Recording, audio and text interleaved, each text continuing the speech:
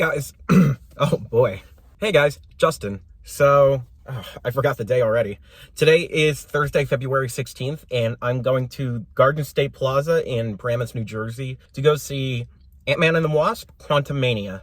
Garden State Plaza is like 45 minutes away, but I'm gonna take my time to get there because the movie's not for a few hours. Ant-Man and the Wasp, Quantumania is the 31st movie of the Marvel Cinematic Universe. And this movie stars Paul Rudd, Evangeline Lilly, Jonathan Majors, Catherine Newton, Michelle Pfeiffer, Michael Douglas, and Bill Murray.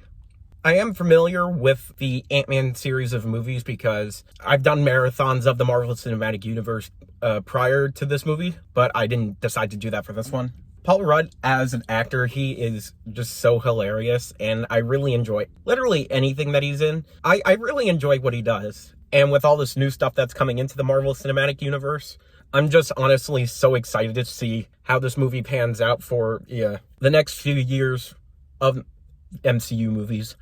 Just like how Avengers Infinity War and Endgame became so important to the Marvel Cinematic Universe, Quantumania specifically is going to lead into the events of the two new Avengers movies that will be releasing within the next 2 to 3 years. So that would be Avengers Kang Dynasty and Avengers Secret Wars. This should be very interesting. Enough chitter chatter. Let's go to the movies. So as a good way to save money, I ended up getting the AMC Kids Pack, which comes with the smaller popcorn, fruit snacks, and a small drink. This is definitely an Ant-Man sized serving sizes.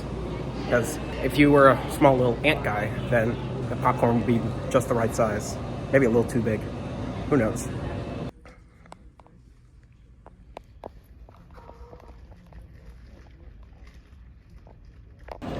Well, the movie's over. I got a lot on my mind. But first, Shamrock Shake. So on my way back to the car, I came across this thing. It's Christmas-themed VR thing. It's February, and there's Christmas stuff still over there. Okay, a lot of ground to cover in this one. So,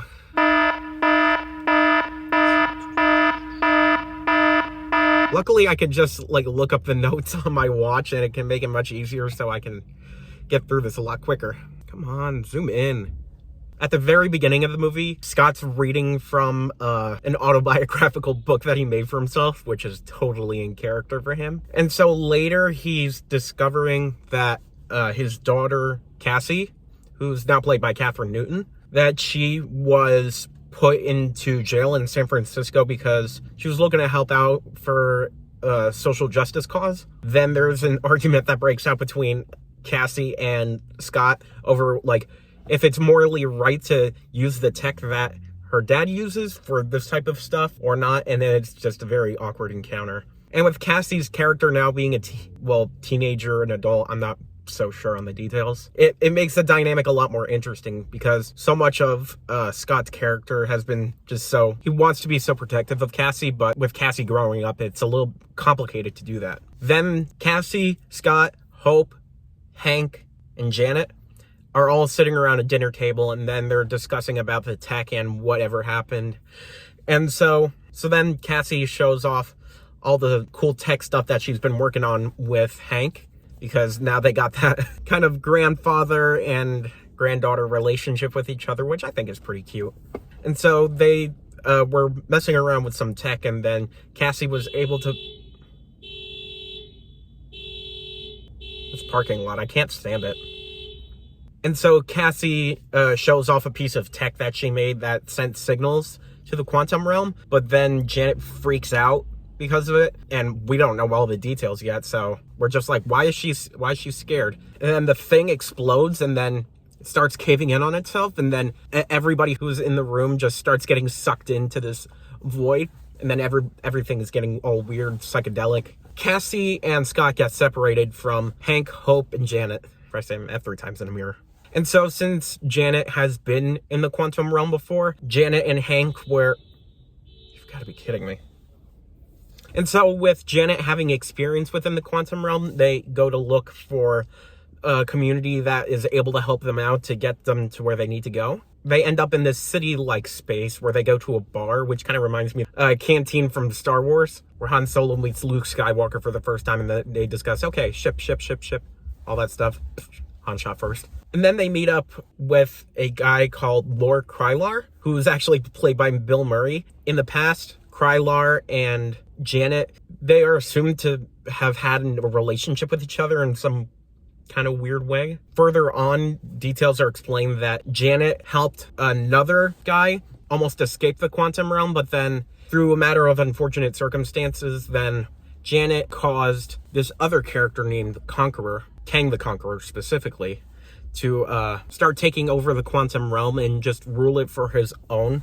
Doesn't let anyone stand in his path. And his character is ruthless. Jonathan Majors plays Kang the Conqueror, and he does such an excellent job at being so intimidating, but he's so entertaining too. It's kind of like what Josh Brolin did for Thanos. It's kind of like that, but we're in a different part of the Marvel Cinematic Universe, and it seems like stakes are much more extreme. So now Krylar is involved with Kang the Conqueror, was deciding to take Janet in order to get on the good side of Kang the Conqueror. And then Janet explains what's going on, and literally everything that I just mentioned is what she tells Hank and Hope. So meanwhile, while all that's happening, Scott and Cassie dropped into this community of rebels who are looking to take back the quantum realm from Kang. And they're very confused at first, and they're like, oh, what's going on? And then they drink this like special juice thing that allows their brains to process what the people are saying. So it's like translator juice. That's the only thing that I can think to say. In this community of the rebels, a character named Veb, who's played by David Dastmalchian, who was previously in the Ant-Man movies. I forgot the character's name, but I'll put it here. When I saw the credits, I was like, why is David's name in here? And then I was like, oh, okay. So then Kang the Conqueror is able to locate Scott and Cassie, and then he takes them in as prisoners. What Kang wants is for Scott to help him look for this orb that makes time traveling possible. And as a threat, he almost killed Cassie, which really pissed off Scott. And he was like, no, you are not going to do this. I will do literally anything. Please don't hurt her. So meanwhile, while Scott is on the search to look for the center of this orb, he falls into this space where a whole bunch of probable outcomes for the events to unfold take a physical manifestation where different versions of Scott just start separating from himself. Kind of reminds me of an episode of Rick and Morty. Okay, interjection real quick. I forgot to do this while I was making the video. Don't mind my Gene Wilder hair. I took a shower earlier. So, one of the characters that was in the first Ant-Man movie, Darren Cross, who's played by Corey Stoll, actually reappeared as MODOK in this movie. His character, the way that it was put into the movie was a little weird, so I didn't really know how to vocalize it within this review, so I didn't really mention it all that much, so okay, back into the video. And so then he's completely overwhelmed by all this doubt that he has going on inside his brain. But with the help of Cassie's motivation and Hope coming into that space to save him, he's eventually able to grab this orb and then hold onto it before Kang eventually uses some telekinetic powers and takes it and then dips out. What's even funnier is within this probable outcome space that he was in, a version of Scott who worked at Baskin-Robbins. It was just funny. He was just in an apron like, hey, do you know what's going on here? Kang is looking to take his conquering to the surface world beyond the quantum realm. Hank, Hope, Janet, and Scott, they are looking to put up a fight however they can. Meanwhile, Cassie gets lost in all of this. Cassie, while she's still inside that building, a rebel leader that she met earlier in the movie, whose name is Gentor. Gentor is freed by Cassie in order to help figure out a way to get the rebellious forces to come out and not live in fear. And so Cassie is able to get the signal out, and where she announces, hey, we need everybody's help. All of the rebellious forces against Kang were able to get their fighting in. And for the most part, everything is going really well. But then Kang is like, I can get through this, no problem. And then literally just obliterates them with like laser, like powerful laser hands, kind of like Iron Man. And then all hope seems to be lost. Hope. But then Hank's ants come to the rescue, and so many of them that it covers the entire place. Kang was setting up his defenses for them to eventually leave. All the ants just kind of drag Kang off after he's going bananas. So then Hank, Hope, Janet, Cassie, and Scott are able to find a way to escape the quantum realm in order to remain safe, get a portal so they can go back onto the surface world, back into San Francisco. But then Cassie realizes that her dad, Scott, is still back there. It's just advised that she just keep away and let things play out how they need to. So then Scott is fighting Kang, and it gets really brutal. Along with the help of Hope, then they are eventually able to defeat him, and then they push him into the multiverse. Traveling orb is eventually able to kill Kang, and so he's defeated. And then afterwards, Scott is thinking to himself, am I going to be okay? Is everyone going to be okay? Am I going to die? Is everybody else going to die around me? And then he tries to convince himself that he's just overthinking it, and he just tries to calm all of his worries the best that he can. So that's the plot of the movie. Well, not yet, because there's the after credit scenes.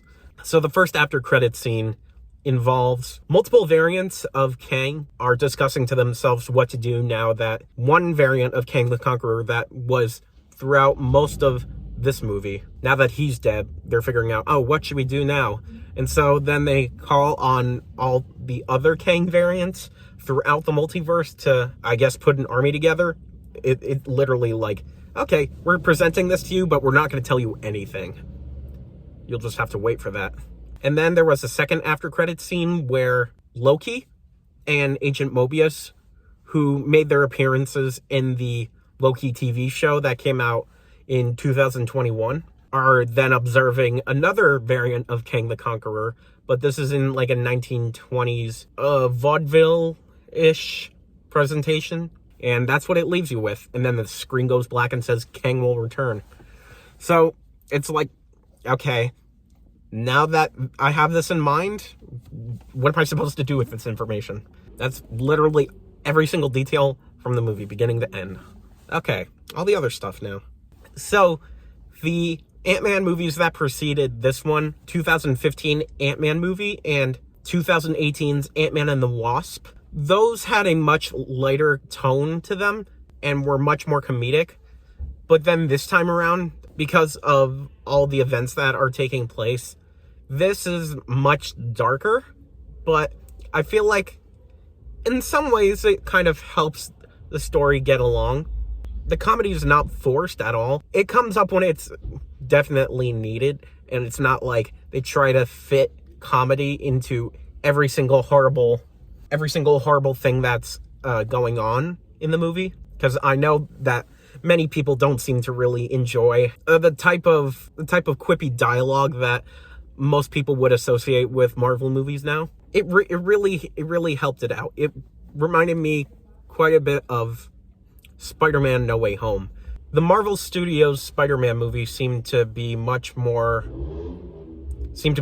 focused on keeping the comedy front and center and not really deviating too much from that. But then when Spider-Man No Way Home came out, and then when, obviously today with this one, they really seem a little bit more focused on dramatic elements that are normally not seen from the characters of Ant-Man and Spider-Man.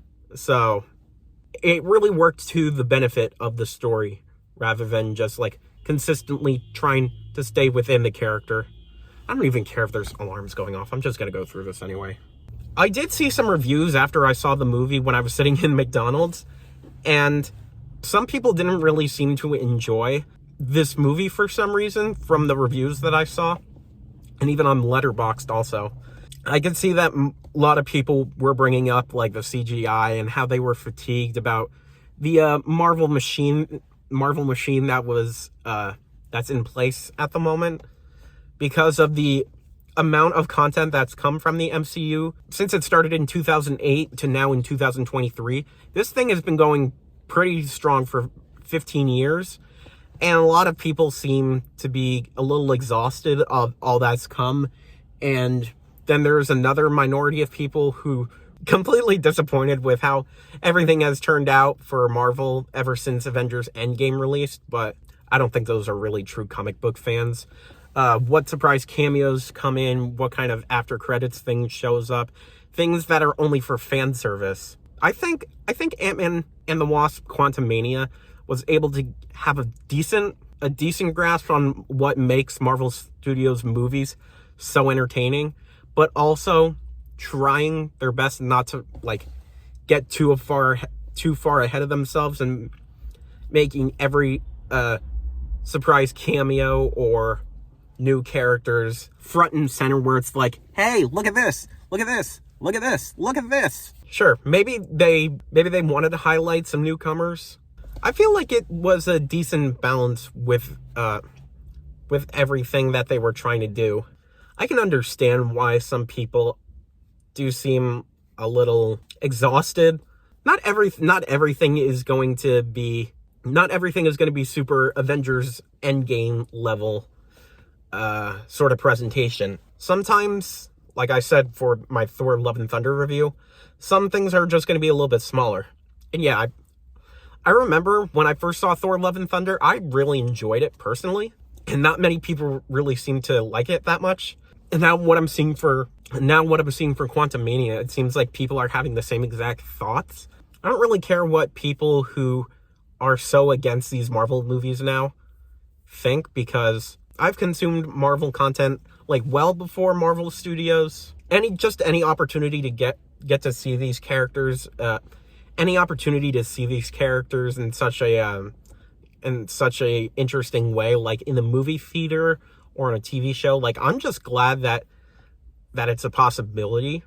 Sure, improvements can be made for a script and some of the visual effects that were presented to us, especially with the type of budgets that these movies have. You can only do so much.